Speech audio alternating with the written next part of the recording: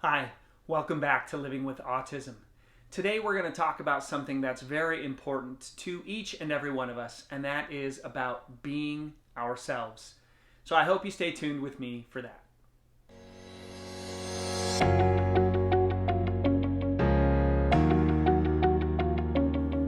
Well, welcome back once again to Living with Autism. My name is Michael. I am autistic.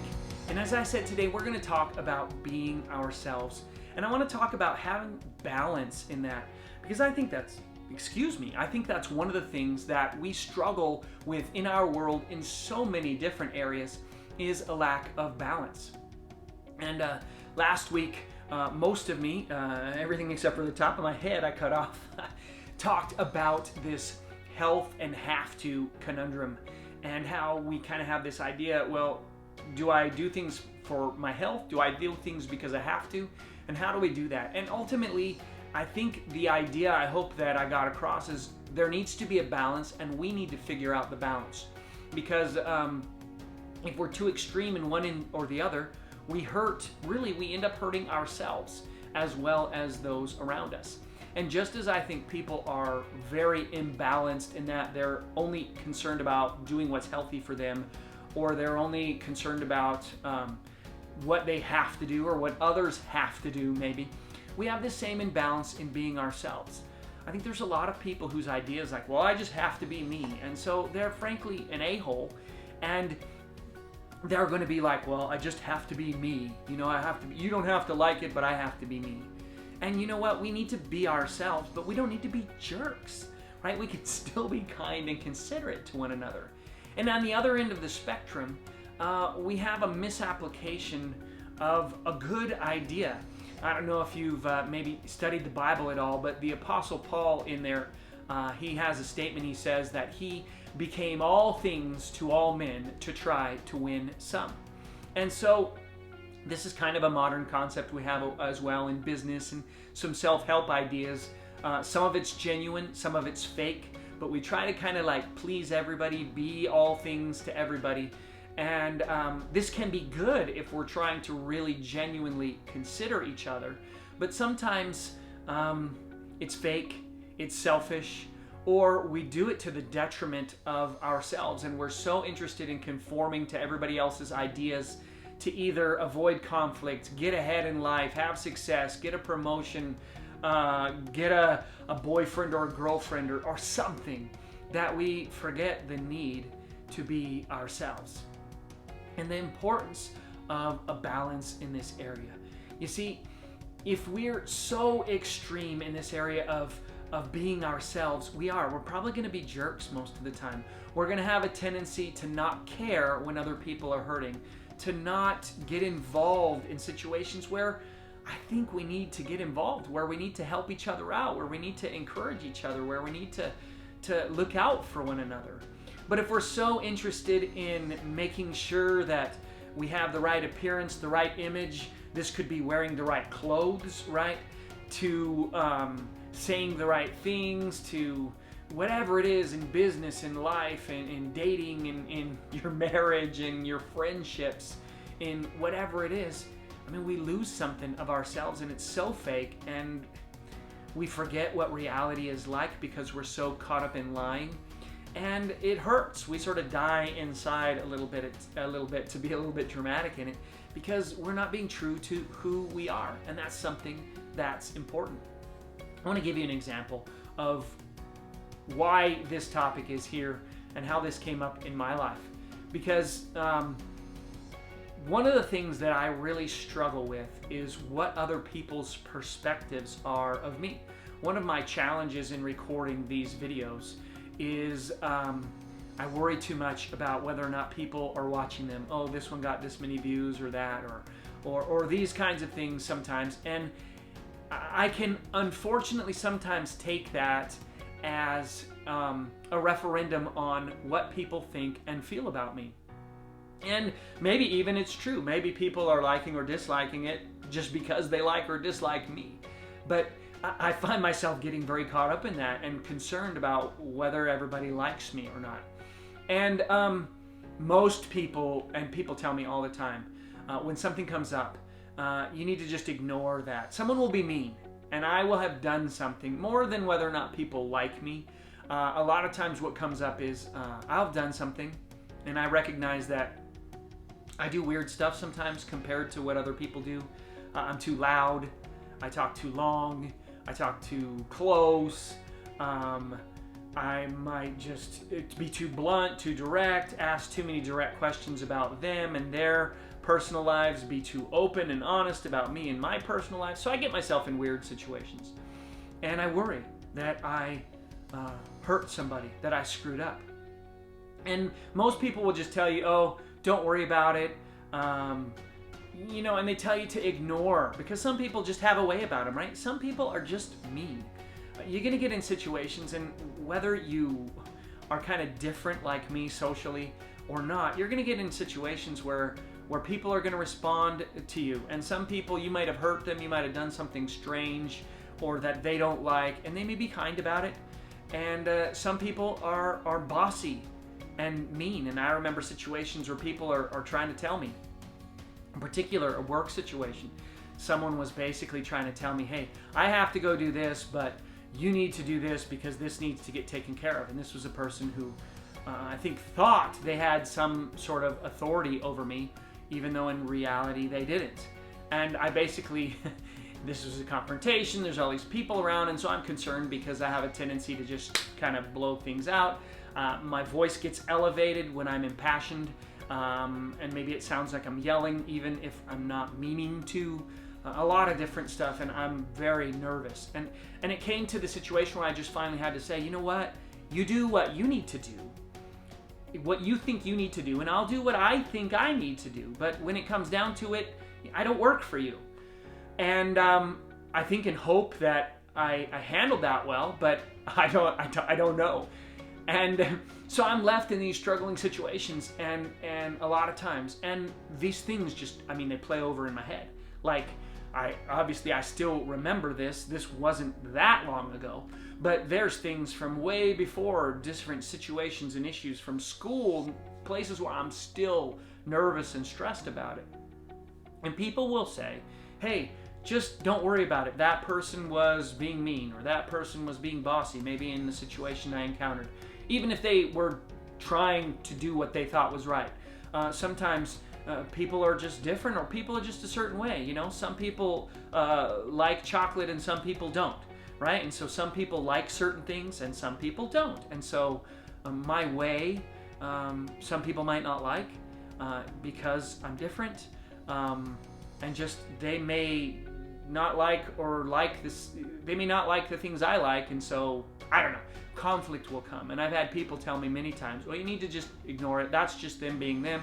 That's so-and-so. That's how they are. And is it good advice? Most people say, yeah. Hey, you just need to be comfortable being you. You need to just not worry about what other people think. But if I didn't worry about what other people thought, I wouldn't be me. And so I have this great weakness where I overly worry about what other people think. And I get myself into situations because I'm worried that my wife is upset with me when she's upset about something else. And then maybe my wife does get upset with me because I'm pestering her. Or I see people are hurting and I don't take nothing for an answer. Ask them what's going on, what's wrong. They don't want to talk about it for whatever reason. And I push. Or all these situations, right? And so, or just the way I'm stressed out and upset and frustrated and all this conflict that comes up because I'm worried about what people think.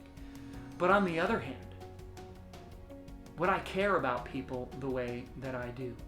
Because while I may at times seem to have no empathy, my wife has been in situations where people have died, and it's kind of like, yeah, well, whatever. Not that I don't know how to explain it, but sometimes it seems like I don't get it as much, and I don't have empathy, and I don't know, like, we can't change it. So I don't know what to say, how to explain it. But there's other times I have like this overwhelming amount of empathy.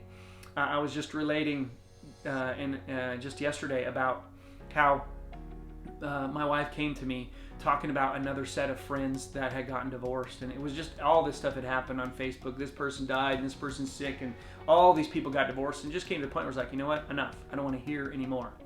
And it wasn't compassionate enough to my wife, but the reality is I'm so caring about these people. I so want to see people succeed. I so want to see, marriages restored and families restored and health restored and relationships restored and things going well, that at times I struggle as well. But I genuinely care about people, which is this weird paradox, because I know I have related in many times that I just can't understand and show the empathy and sympathy that I need to at times.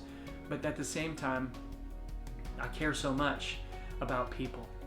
And so to me, if I just sort of ignored what everybody else thought and lived more successfully that way, the way I think most people think you're supposed to, I wouldn't have the same compassion. I think people wouldn't have maybe some fond memories of me of times where I've really cared about them and things, and I hope that they have these memories. So where am I going with this? What is the point? Well, the point is you have to be you. You can't be what everybody thinks you should be. You have to be you. Now, you don't have to be jerky you. You have to be, you, and care about other people. That's important. I mean, you don't have to, but that is something that you should and ought to do, that you need to do.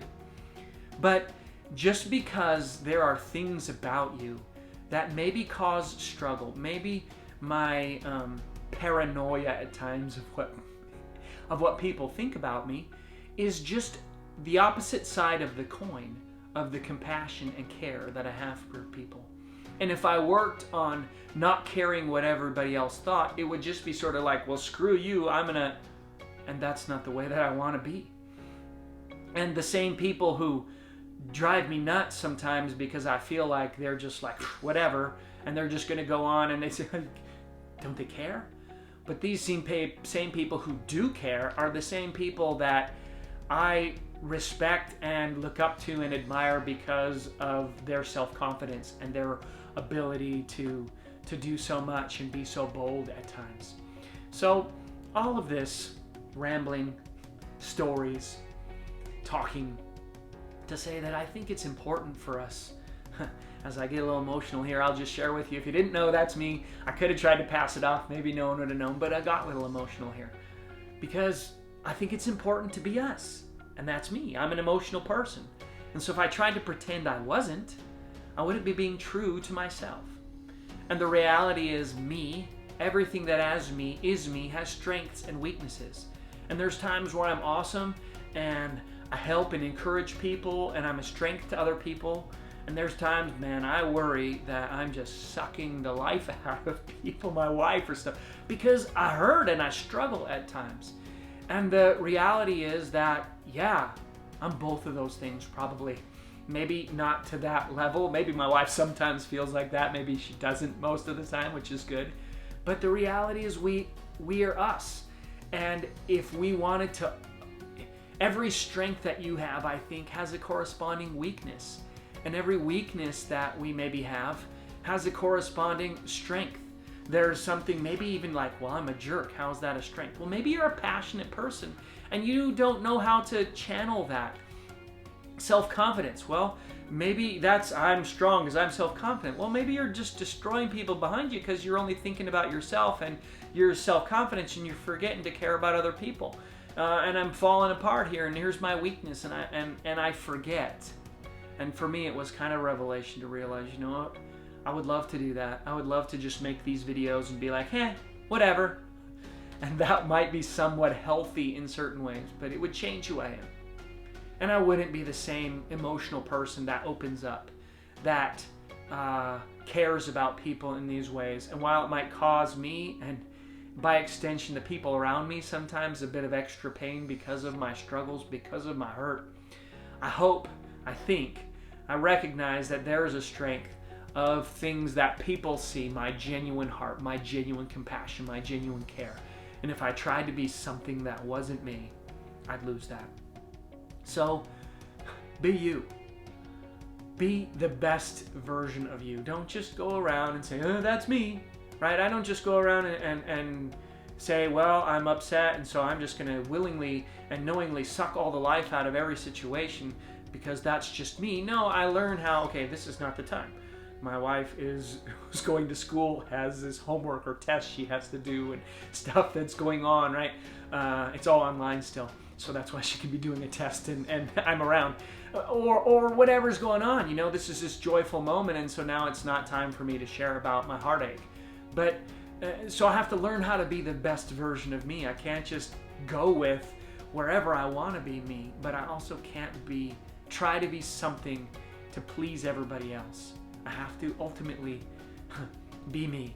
And I hope, I don't know where you are in that, but I hope someday that without losing that compassion, I hope that more and more I can become comfortable in who I am and more confident in that way. And still maybe have that same nervousness, but and same compassion, but a little bit better able to deal with the struggles that happen in life. Well, I hope you got my point. I hope you got something out of this. I'm sure a lot of us have different strengths and weaknesses than the ones that I listed. But when you have your strength, I'll leave you with this. See your strength. Man, I'm good at this. Where is the weakness? Where am I kind of empty and there's a cavity that I need to look out for because of this strength? And when you feel like, oh, I'm so terrible, I just have this great weakness. Look, what is the strength that goes with that? How are you awesome at times the same way that you struggle at times? Well, thanks for joining me. If you made it to the end, I appreciate it. Until next time, take care. Have a great day. Bye-bye.